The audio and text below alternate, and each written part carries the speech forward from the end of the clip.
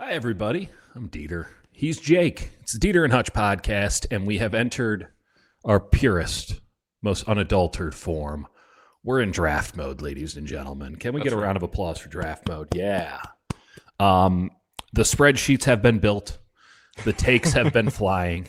We are so ready to talk about the spine of the San Francisco 49ers and some of our favorite prospects on the interior of the offensive line, the interior of the defensive line, and we'll get to linebacker and safety in not too long. But Jake, how does it feel to be back in draft mode? It feels like we're home. It feels like we are where we should be. You know, 10 toes down, deep in the murk and mire of the NFL draft, which is honestly, it's a little earlier than I feel like we've gotten into it in past years because the Niners collapsed. So we get a situation where it's just tape, right? It's just tape. Yeah. You can do more research on guys and find out, oh, he squats this much, but really you don't have any measurables. I kind of dig it because we've actually been getting, some of the new stuff comes in, some of the measurables that we are able to get. And it's great to be able to cross-reference that because it's really important. I mean, a lot of times we got to be honest here. When we're catching up, we're just going off of some numbers, and we're letting the numbers sometimes dictate where we go, and then we watch the tape as a cross-reference. I like having the tape first, and we're discovering new guys, and we're finding dudes that, amongst all these mock drafts, which seems to be a pretty impressive hive mind at this juncture, we're finding guys that we love, and we're finding guys that we hate already just because we're going off the tape, and the combine's going to change that, and y'all get to come along for the ride with us. We're really looking forward to it, but we're going to try out something new for draft stuff this year. We're going to have, of course, all of our info. I think we're just going to put it on the internet, Jake. We're going to put it in videos, of course, and we're going to put it on the podcast, but we're also going to just put it on the internet, have at it, have a guide, and that is daunting. In and of itself. It is daunting, and it's a promise we're putting out there. Because we're getting there. Well, we are, and it's like once you get in it, it feels daunting. But then once you get in it, you're just churning tape. We love it too much, my friend. We love it way too much. I know the season ends, and it's like I have more work now because I'm churning through tape. Well, and of course, once more and more people get into it, that gives us more and more opportunities to play off of their stuff. And it's going to be a blast. And of course, free agency, and that's what we wanted to integrate in here. We're going to do more of a holistic approach to the draft, but we're definitely going to keep it Niners centric at least once a week as it pertains to what they need to do. And it's not just the draft, right? It's free agency as well. The Niners have as much cap room as anybody. Any Brock Purdy contract is probably going to be backloaded or at least medium loaded. So they might have some money to spend. So I think free agency needs to be talked about. Yeah, he's going to take a hit. It's going to jump because I think it would be at 3 or something. And I think it'll jump to 20. But it's not going to jump to 40, in my opinion. That's just not viable. But we'll see how they structure it. I bet they treat it like they just give him a fifth-year option number, somewhere around 1920. Yeah. But so do we want to how do we want to start this thing? We're starting with the interior, right? We're on the interior offensive line, as the video title indicated. We're on top of this, you guys. Trust me. We're all over this. And we're definitely not batch producing these. So we're going to do this a little bit like Shark Tank. We're going to call it Sicko Tank. And we're going to make presentations for one player for both free agency and the NFL draft, one player that the 49ers should pick up or take in either of those things. And you know what? I'll just make sure that we get the tone set right. I got a concept in my head. Let's execute it right now. Sickos, I'm coming to you today offering a interior offensive lineman, particularly a left guard. Played a little right guard. But I'm offering you on a cheap multi-year, 2 or 3 year contract. I'm offering you an opportunity to sign Indianapolis Colts guard Will Fries. Will Fries, ladies and gentlemen. Sickos, I want to present Will Fries. You can see him here playing right guard for the Indianapolis Colts. Is it anything special? No. Is he going to cost you a lot? Not really. And this is just a really solid run blocker who gives you some pretty good pass. Classic guy that I would pick up in Madden when I'm doing a franchise mode, where 100%. he's just solid. Like he's not blowing the doors off you, but like he's a solid, fairly reliable guard. We're feeling good about Ben Barch, right? But you need, you want to get some more folks in here that can help you out. And you could go with a rookie, absolutely. I like the options, but look at 75 moving, folks. Look at him taking out the Houston Texans here in a divisional game. What could they have done had Will Fries stayed healthy all year? I'm not sure it would have changed Anthony Richardson's situation, but the man can run block. And you put him next to Colton McKivitz, who can run block, or you put him next to Trent Williams, who certainly can run block, and you're in a really good situation. So I'm feeling good about Will Fries, a low-cost, low-stress option. Why? I would love it if they got Trey Smith, Hutch. That would tickle me in ways that I can't express here on the family show. Well, but they're not going to do that. You want to talk about you're selling our Sickos, you're selling our Sharks, our Sicko Sharks. Yeah. What are we talking here? Are we talking 2 million, 3 million, 5? Like what are we feeling here with Will Fries? I'm willing to go up to about $5 million a year with Will Fries. Obviously, I think Indianapolis is not in a position where they want to lose a player like him. He's cheap. He was a 7th-round pick out of Penn State. His contract's up.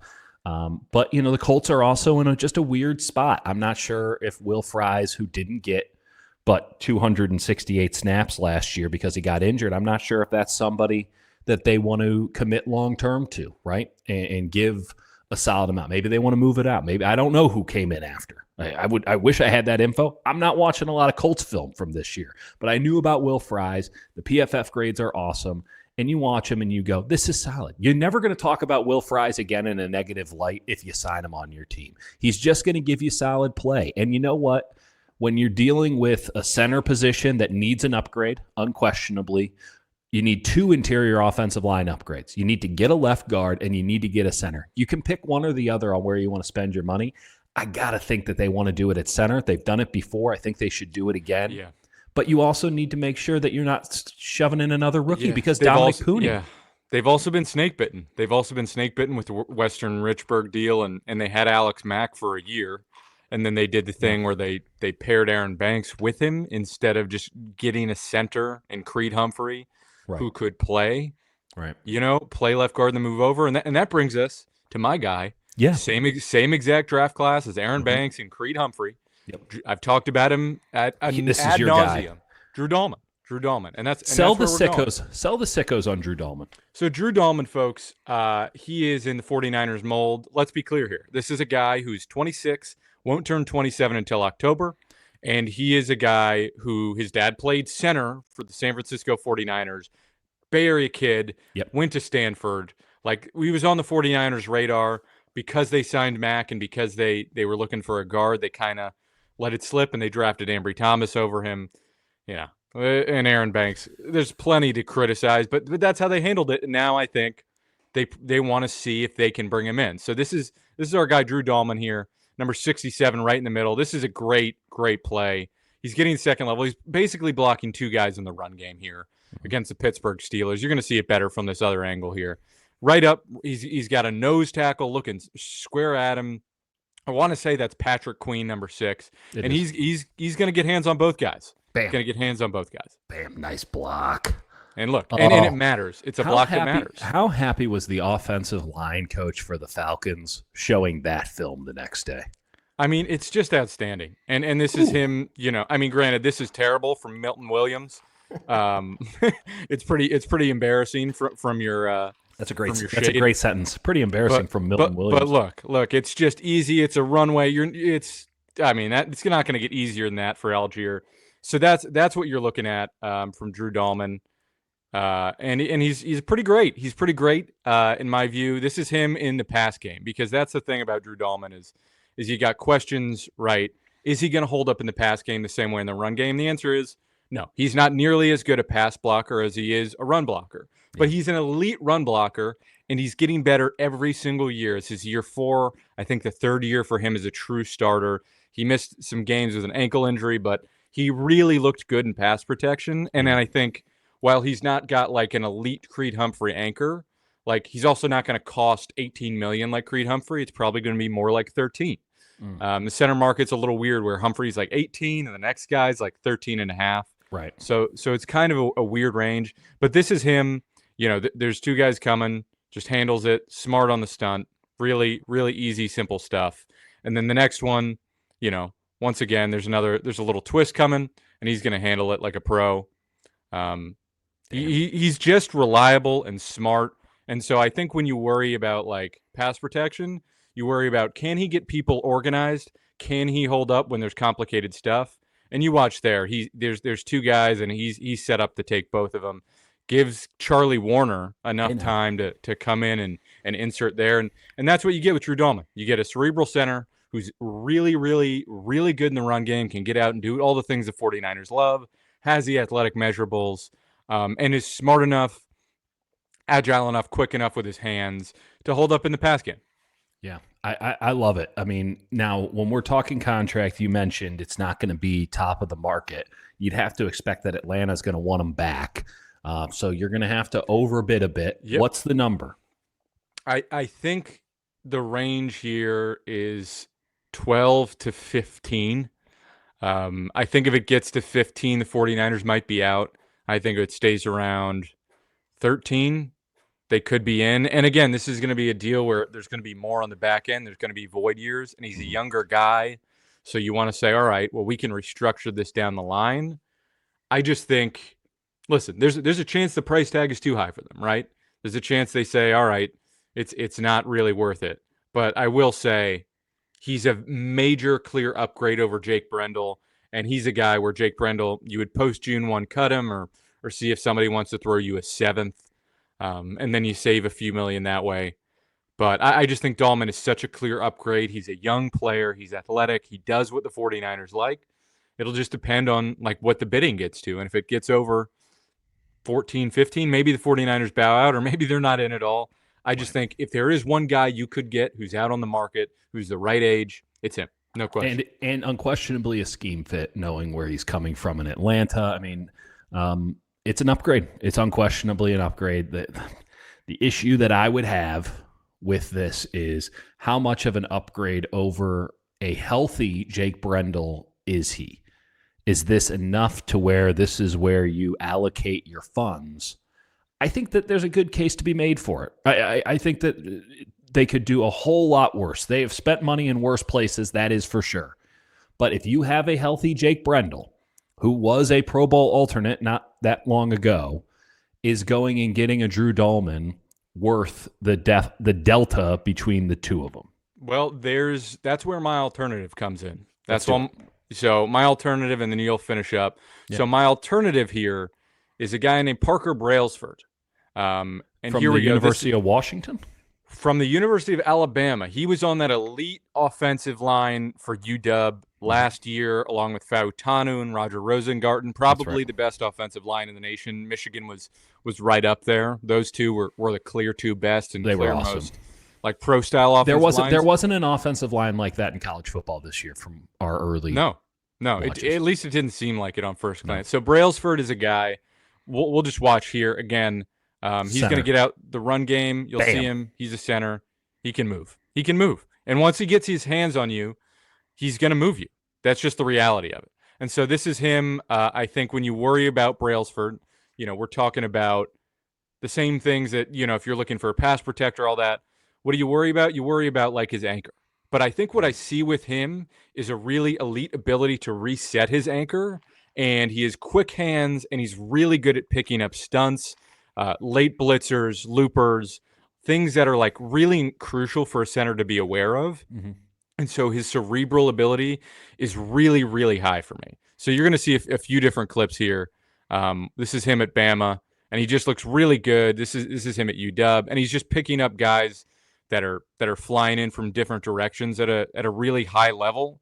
And he readjusts, clears his guy out of the way and resets. And I got one more clip for you.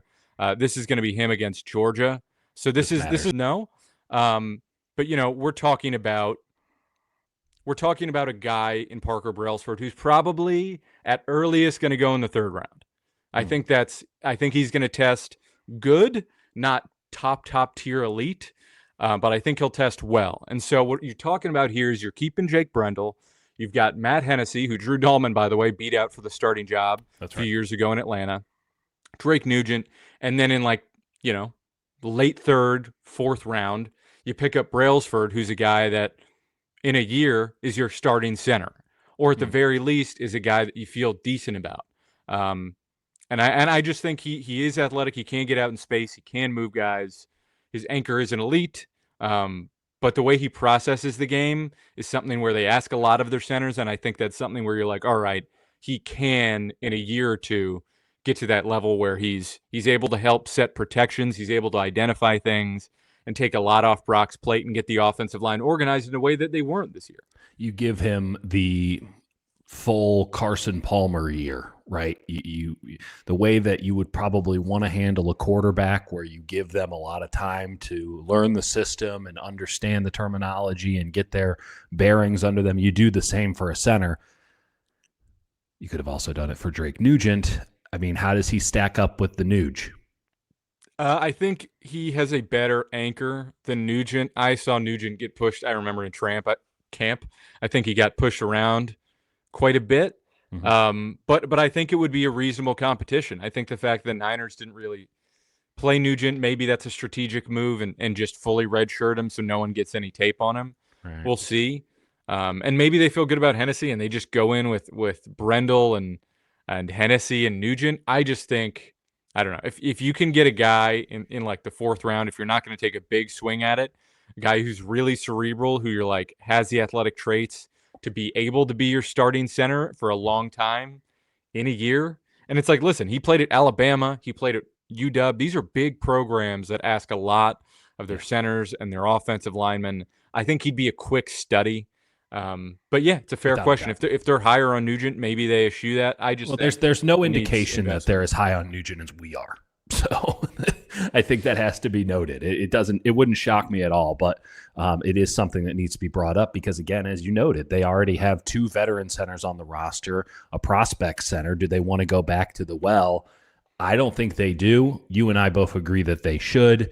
But let's talk guard.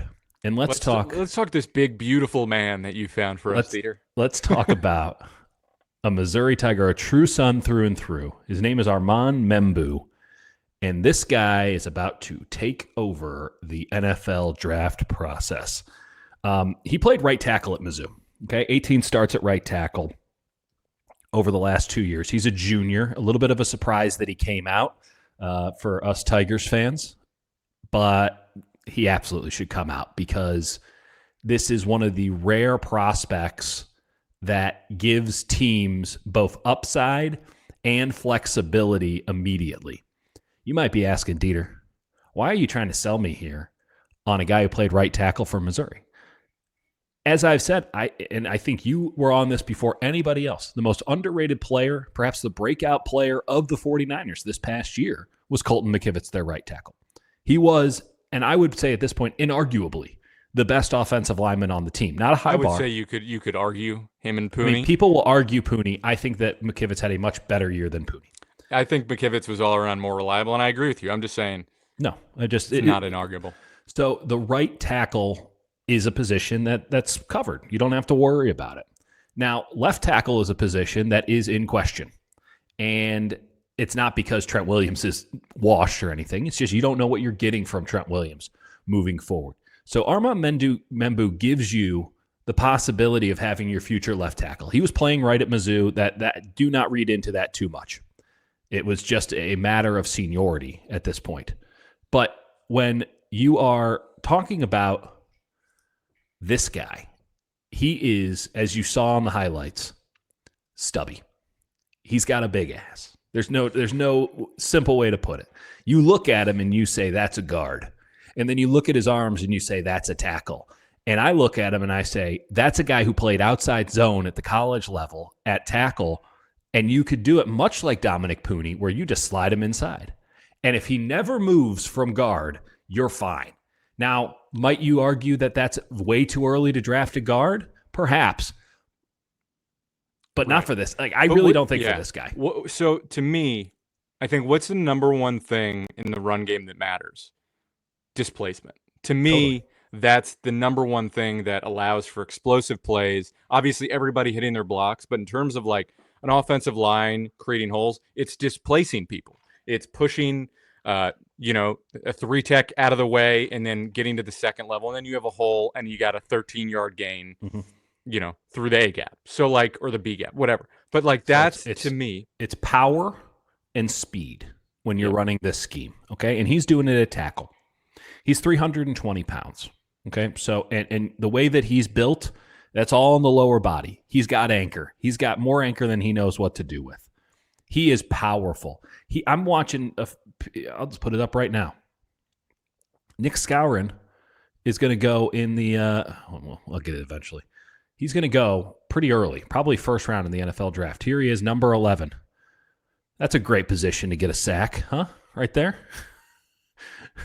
What are we looking at? Absolute mauled. This is a guy who, when he gets his hands on you, you just fall to the ground. You don't stand a chance. He's immensely powerful. He's going up in the strongest conference in football. He's doing it against the best pass rushers in football consistently. Yeah. Great pass by Drew Pine there. This guy from Vanderbilt just dies. Yeah, that snatch trap technique. Like, he's got incredible strength and power with his hands. Again, we're talking about elite first-round caliber defensive linemen, and he is making them non-existent. So you throw him at guard. Those hands, that technique, that anchor, it immediately plays. And down the line, if you need him, in the way that the Niners needed Spencer Brayford this season to slide over, you can play him at a tackle. And maybe he can be your right tackle of the future or your left tackle of the future. You can move him there eventually. Either way, he can play. He has the physical traits to be able to move there. This is a guy who ran a 10-yard split of 1.6 seconds at 320 pounds. That's genuinely really scary. That's fast for 215. His 20 was 2.8. He can jump 32 inches. He can squat 600. Okay? He is massive. 18% body fat on a 320-pound frame. Yeah. But let's be clear. This is like an 11th overall pick or a slight trade down. That's the range for this guy, right? Well, and so this is one of the frustrating parts because I was all in on him when we started our process. Okay, and I don't partake in the day to day. I got stuff going on. I'm not looped in. And you sent me a little thing the other day that says our friend Dane Brugler, who does the best draft guide, had Membu at 11. And I go, 11th, like for offensive linemen? And you go, no, at number 11 overall. And after I was done seething, I go, Dane, you done it again. Because I absolutely think that he is a viable option to go 11. He's going to go out of this world at the combine. There's already a buzz about him, right? Because it was a surprise he came out. Right. He turned down a lot of money from Missouri to come back. He came out early. Why? Because the NFL people told him, you're gonna be fine. The media hasn't caught up, but you're gonna be fine. You should come out. And by the way, who is Dane's second choice for the San Francisco 49ers in the second round, Eater? Was it Walter Nolan? Was it Walter Nolan? Walter Nolan. Yeah. That's a setup. I'll say this. I'll just give us a hint here. I disagree with Dane. I love Walter Nolan. I disagree with Dane here. Dane does a great job. I really value his opinions on the matter. I appreciate how he's not part of the hive mind. He comes through. It's awesome. So there's something to be like. It gives me second thought on a Walter Nolan that he has him at 43, whereas you and I we cross-check this stuff. We both have a first-round grade on him. Now, I think in both the case of Membu and Nolan, we'll drop Nolan. We'll talk about him in the video. In the case of Membu, I don't think 11 is probably the right spot. I would say somewhere around 15 to 20 would be the right spot for him, just because of the value of the position, right? If you're going to play him at guard with the future of being a tackle, that's great. But if you're drafting somebody in the top 12, 13, it's artificial line. You need him to play right away, and you need him to play at a premier position. Chris Furster said it, like they believe in trying to get guys in more like the 3rd and 4th round and develop him, and maybe the 2nd. And I think they have to reevaluate that philosophy. And I do think it depends on the player. It does depend on the fact that, like, last year they didn't have, like, the right guys available to him. And I think if they were in the range for some of them, they would have considered it. Yeah. But they weren't. And there's an interesting crop. And again, this is early in the process. So, like, to say a guy's going 11 and he could go 30th or he could go 4th. Well, and let's be clear about this. Like, a lot of people have him ranked as like a 3rd round guy, a second round guy, and then Brugler's coming in saying 11, and watch what will happen in the next couple of days. Everyone will be like, oh, he's going to be a 1st rounder. Which it could have been us, Jake. It could have been us. I mean, well, there's some guys we're going to mention that you're going to see them as not even on lists. Right. Late round picks, and then you'll see. You'll see. Right. Just wait. And that's what we love to do. We love the middle round guys. We love finding guys before the combine and all the buzz gets to them. It's what we love to do. But frankly, I know that a lot like Ricky Pearsall, right? A lot of hand wringing over, oh, you took a wide receiver there. When you have a player like Arman Moe and it's 11 and you're thinking about it, don't overthink it. Just do it. He's an immediate player for you, and with the potential that this kid has, he doesn't know what he's doing yet, and he's this good against SEC competition. What happened if he stayed at Missouri for another year, was playing left tackle? He's going in the top 5. Dieter, just watching him, and I hadn't watched him until you sent me some tape of him, and immediately I'm fully sold that he's an impact player day one. Like, exactly. He is too much power, too much anchor, too much athleticism in a frame that's already going to move people out of the way. And there's so much to learn. Like, the upside is astronomical, and I actually think the floor is fairly high. That's where I'm at. And listen, can you find a player who could maybe do something like this later on? Absolutely. But why put that stress on you? Why do it when this is, I would argue, your number one need outside of defensive tackle? And wouldn't fate have it, Jake? That's who we're going to talk about in the next. That's right. Have you been sold? Have you sickos been sold on? So let's go over what we're selling you here. We're talking about Fries from Indianapolis. What was his first name? Will Fries. Fries. How much are you selling this basket of fries for, Dieter? I'm selling it for about $4.99, and that would be in millions. $4.99, and you just bring them in and you set and forget. One of those beautiful situations where you go, hey, he might not even win the job, but you have a guy, he's in there, he should win the job, and you just feel comfortable with how it all goes down. It's not too stressful. It's not too crazy. You just punt that problem to next year's draft if you have to. But you bring in Fries, and he gives you some options. And if you don't want to go that route, maybe you overspend a little bit on Fries. Maybe you're overspending a little bit on Membu.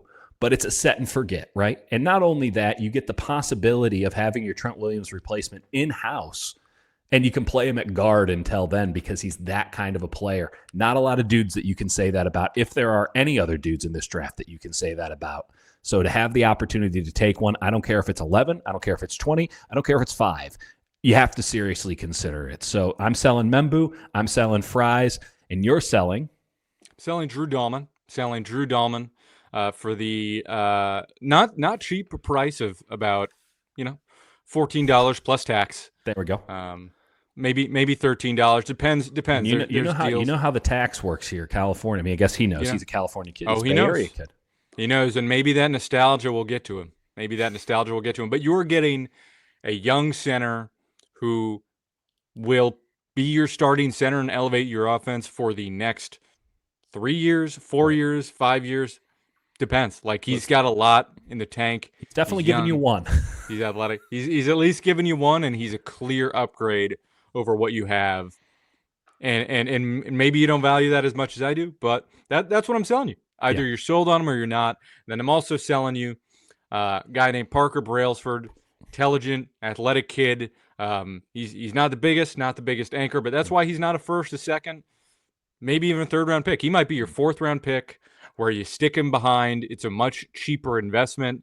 And you stick him behind Jake Brendel and you have him compete for the job. And then you've got another long-term center for cheap. You got a mini Dahlman.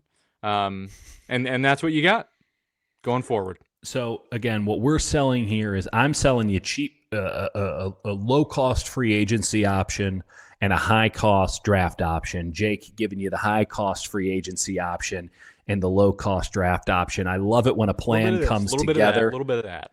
But ultimately, it's all about the spine, Jake, and we got to move to, I think, what we both agree is the number one priority for this team. If you haven't watched the video already, check it out. Defensive tackle. We're going to get into it on the next edition of Dieter and Hutch. That's right.